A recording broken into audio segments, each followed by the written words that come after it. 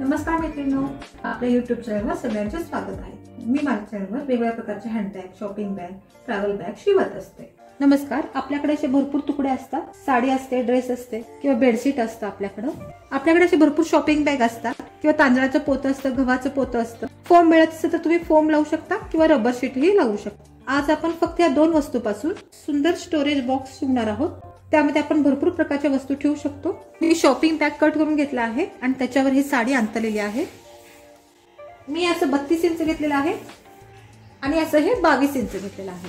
काट नसला तरी पण चालेल, पण माझ्या एका बाजूला काट आहे म्हणून मी दुसऱ्या बाजूला काट लावत आहे। तुम्हाला हवं असेल तर तुम्ही ह्या बाजूला सुद्धा काट लावू शकता। ही शिलाई मशीनवर टीप मारून घेते, तोपर्यंत तुम्ही माझ्या चॅनलला लाईक करा, शेअर करा, सबस्क्राइब करा आणि बेल आयकॉनला क्लिक करा, ज्यामुळे माझे रोजचे व्हिडिओ तुम्हाला बघायला मिळतील। दोन्ही बाजूला कापड लावून घेऊन चारी बाजूला टीप मारून घेतलेली आहे आणि अशा उभ्या पण टिपा मारून घेतल्या। तुम्हाला उभ्या, आडव्या किंवा तिरक्या कशाही पद्धतीच्या तुम्ही टिपा मारू शकता। मी इथं ही बॉर्डर लावून घेतली आहे, तुमच्याकडे जर नसेल तरी सुद्धा चालेल। आता हे माझ्याकडे असं ओपन आहे, तुम्हाला हवं असेल तर तुम्ही दुमडून टीप मारू शकता। चारी बाजूला 2 ते 2.5 इंचाची पट्टी ठेवून अशी टीप मारून घेते आणि हे दुमडून ह्या बाजूला अशी टीप मारून घेते। चारी बाजूला पाइपिंग करून झाले आहे, बघा किती सुंदर पाइपिंग झालेलं आहे। कोपरे सुद्धा व्यवस्थित आले आहेत। आता मी हे दुमडून घेते, ह्या कोपऱ्यापासून 4.5 इंचावर अशी रेघ मारून घेते। ह्या बाजूने सुद्धा 4.5 इंचावर रेघ मारते।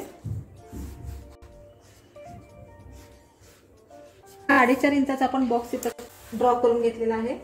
ह्या बाजूला सुद्धा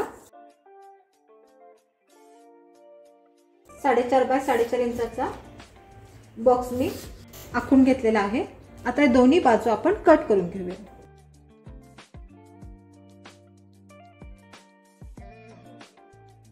तुम्ही माझ्या चॅनलवर पहिल्यांदा असाल तर माझ्या चॅनलला लाईक करा, शेअर करा, सबस्क्राइब करा। तुम्हाला माझी ही दाखवायची पद्धत कशी वाटली ती नक्की सांगा। मी सोप्या पद्धतीने शिकवायचा प्रयत्न करत असते, दाखवायचा प्रयत्न करत असते, तर एक कमेंट करून नक्की सांगा। अशा दोन्ही बाजू मी कट करून घेतलेल्या आहेत। ह्या बाजूला आणि ह्या बाजूला टीप मारून घेऊया। दोन्ही बाजूला टीप मारून झालेली आहे। पाइपिंग असल्यामुळे मी परत पाइपिंग करत नाहीये।